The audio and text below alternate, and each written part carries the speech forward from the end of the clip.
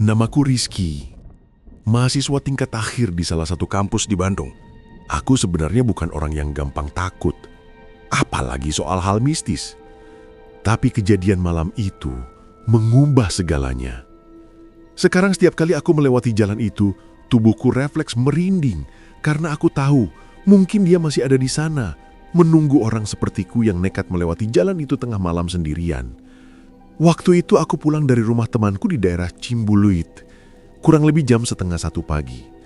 Karena aku ingin cepat sampai di kosanku di daerah DU, aku pun mengambil jalan melewati salah satu jalan yang membelah hutan kota.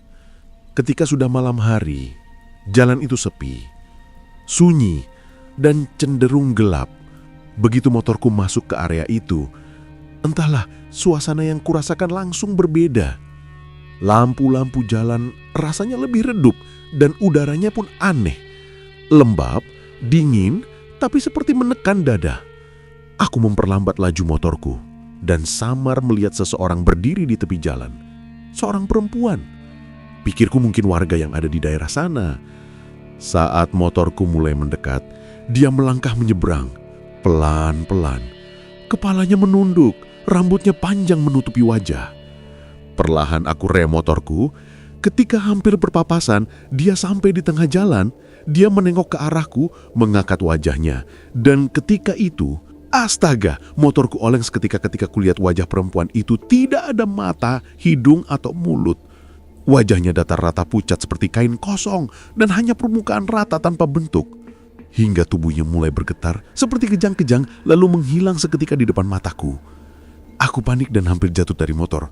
Aku tetap gas motorku sambil menoleh ke arah kaca spion dan tidak ada siapa-siapa di belakangku.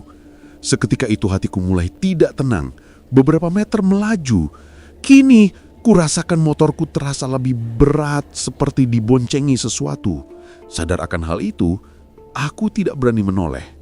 Sampai tiba-tiba dari sebelah kiri dekat helmku terdengar suara lirih seorang perempuan yang berkata, "Anterin saya ya." Suara perempuan itu pelan sangat dekat, tepat berada di belakang telingaku.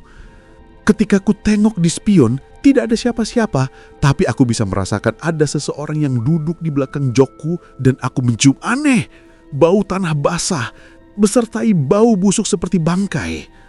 Satu hal yang aku lakukan saat itu, aku tetap sadar, tetap fokus memacu motorku secepat mungkin, berharap bisa segera keluar dari jalan itu. Entah kenapa jalan terasa panjang seperti tidak berujung.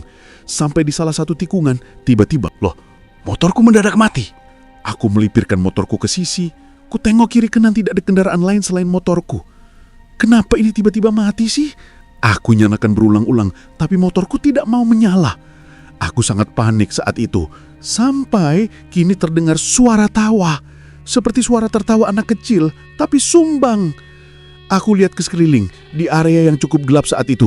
Sampai di salah satu lampu jalan yang terlihat termang dan berkedip, kulihat lagi ada yang berdiri, persis seperti sosok perempuan yang kulihat tadi.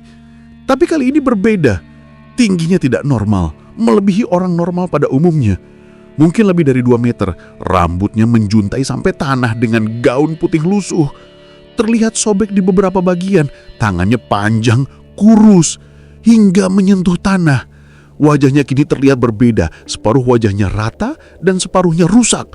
Mata kirinya terlihat hitam dan mulutnya menyeringai lebar. Dia tidak bergerak, hanya menatapku. Dan terdengar suara tawanya yang menyeramkan, perlahan namun konstan mengelilingiku. Aku pejamkan mataku, kakiku sangat lemas. Aku masih terduduk di motor, menundukkan badanku meringkuk di depan stang motorku. Aku berdoa di dalam hati. Entah kenapa saat itu aku menangis.